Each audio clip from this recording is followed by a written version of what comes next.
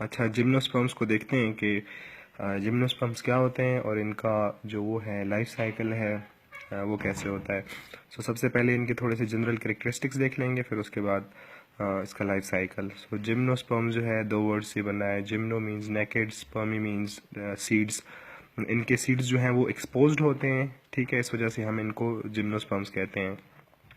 उसी तरह जो इन पिछली क्लासेस में हमने पढ़ा था, जितनी भी वेस्कुलर प्लांट्स हैं उनकी जो बॉडी है वो स्पोरोफाइट होती है, तो इसी तरह जो जिम्नोस्पर्म्स हैं उनकी बॉडी भी क्या होती है, स्पोरोफाइट्स होती है, जिसमें वही लीव्स और स्टेम, रूट्स एक्सेट्रा ये सारी चीज़ें मौजूद होती हैं। तो इनकी जो प्लांट बॉडी है वो मोस्टली वुडी होती है, ठीक है। और श्रब्स ये जो झाड़ियाँ होती हैं, बुशेस होती हैं, उनको कहते हैं।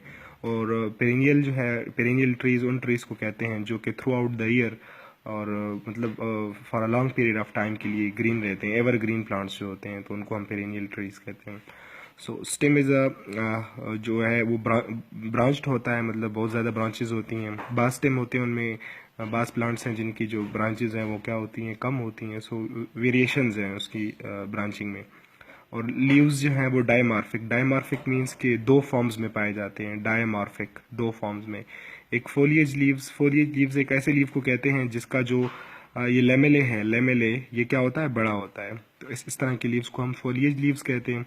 स्केली लीव्स जो होते हैं वो छोटे छोटे, इस तरह स्पाइंस की तरह के छोटे छोटे लीव्स होते हैं, तो इस तरह के लीव्स को हम स्केल लीव्स कहते हैं। दोनों किस्म के लीव्स जो है वो इनमें पाए जाते हैं जिम्नोस्पर्म्स में।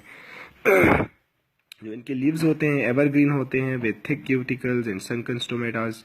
अच्छा, रिप्रोडक्टिव स्ट्रक्चर्स जो हैं वो इनमें कोन्स होती हैं, तो इस वजह से इनको कॉनिफर प्लांट्स भी कहते हैं कि कोन प्रोड्यूसिंग, कॉनिफर मीन्स कोन प्रोड्यूसिंग प्लांट्स। तो जिम्नोस्पर्म्स आर कॉनिफर्स। अब इनकी जो रिप्रोडक्टिव स्ट्रक्चर्स हैं, कोन्स हैं, उनको हम देखते हैं कि कोन किस तरह इनमें पाई जाती हैं। दोनों मेल और फीमेल कोन जो हैं वो एक ही प्लांट पे मौजूद होती हैं, इस वजह से हम ये कह सकते हैं कि ये प्लांट्स जो हैं वो मोनोशियस प्लांट्स हैं। दोनों मेल और फीमेल कोन्स जो हैं वो इस पे पाई जाती हैं।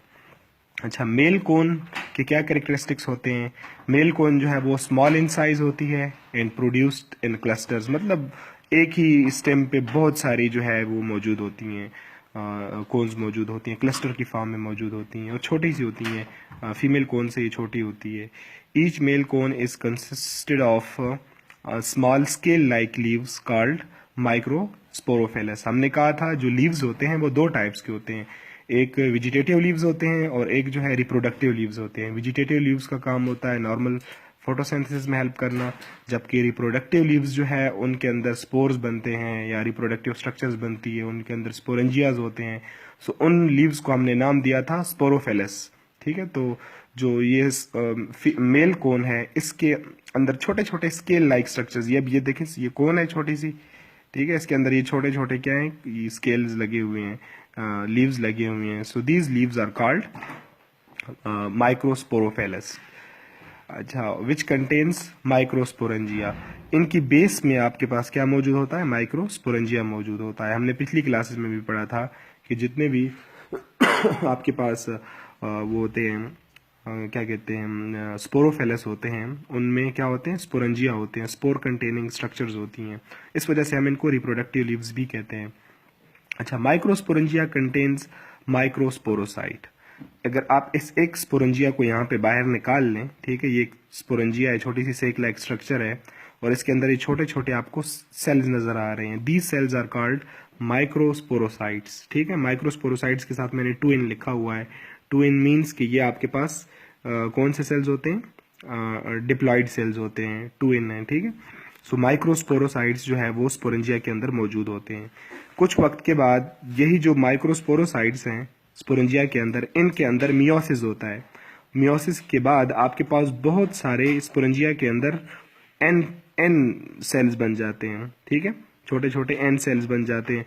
मैंने इनको पोलन्स कहा हुआ है, लेकिन पोलन्स इस तरह डायरेक्ट नहीं बनते हैं। पोलन बनने के लिए एक छोटा सा प्रोसेस है, वो इनके लाइफ साइकिल में हम बताएंगे कि कैसे पोलन्स बनते हैं।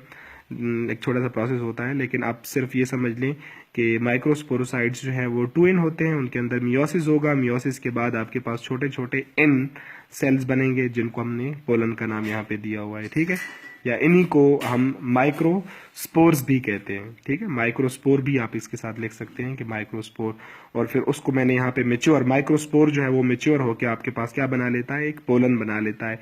ये जो स्ट्रक्चर बनी हुई है, this is the typical structure of pollen, जिसके अंदर 4 जो है वो सेल्स होते हैं। ठीक है, इसके 2 विंग्स होते हैं। इन 4 सेल्स के अलग अलग फंक्शंस हैं, वो फिर लाइफ साइकिल में आपको समझ आ जाएगी।